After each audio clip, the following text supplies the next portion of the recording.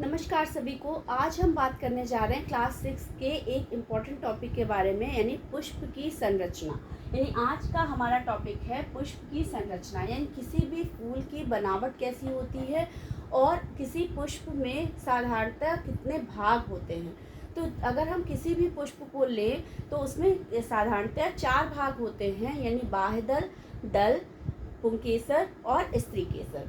तो आज ऐसे ही क्लास 6 में हम पुष्प की संरचना पढ़ाने के लिए मेरे पास ये गुड़हल का फूल है। और ये गुड़हल का फूल इसलिए लिया जाता है क्योंकि गुड़हल के फूल में आप पुष्प की संरचना को छोटे बच्चों को बहुत आसानी से समझा सकते हैं। गुड़हल का फूल ये बहुत ही साधारण होता है समझाने के लिए, और इसमें दोनों भाग पाए जाते हैं, नर भाग और मादा भाग दोनों पाए जाते हैं।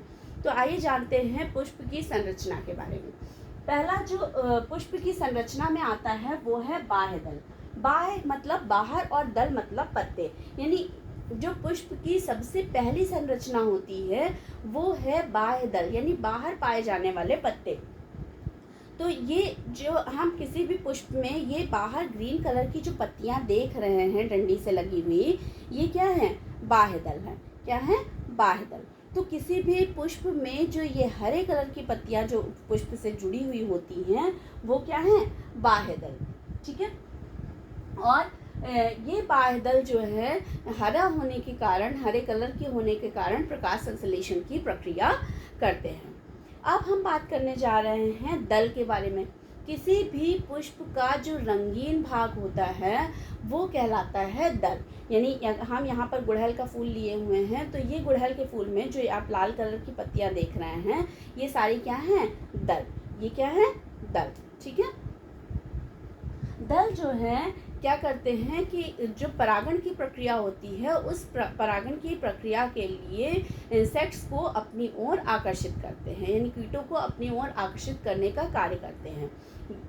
दल भाग जो है रंगीन होता है, इसीलिए परागण की प्रक्रिया में भाग लेता है।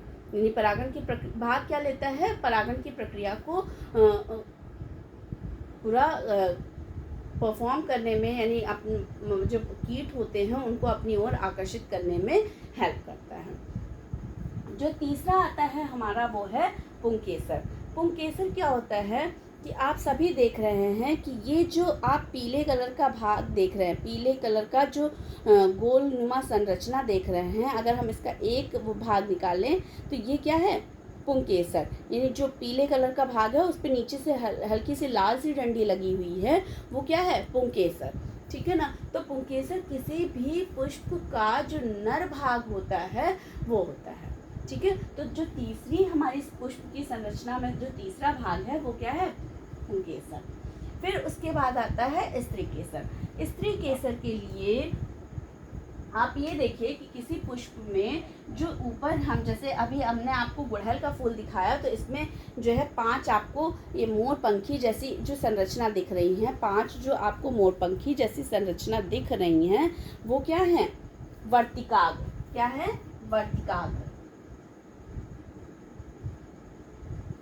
और वर्तिकाग्र जो है एक लंबी ट्यूब लाइक संरचना से जुड़ी हुई होती है जिसे बोलते हैं वर्तिका।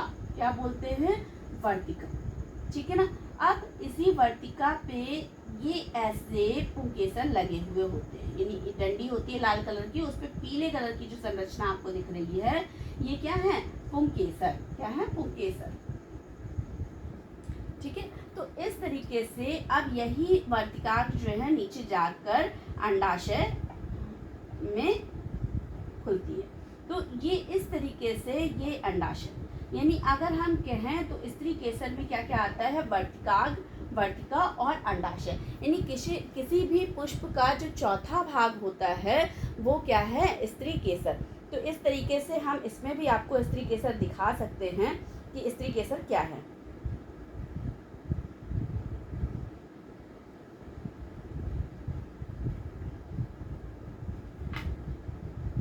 आप ये संरचना देख रहे हैं ना, यानी ये जो संरचना है इसमें आपका वर्तिकाग्र भी है, वर्तिका भी है, और ये सफ़ेद कलर की जो संरचना है ये क्या है?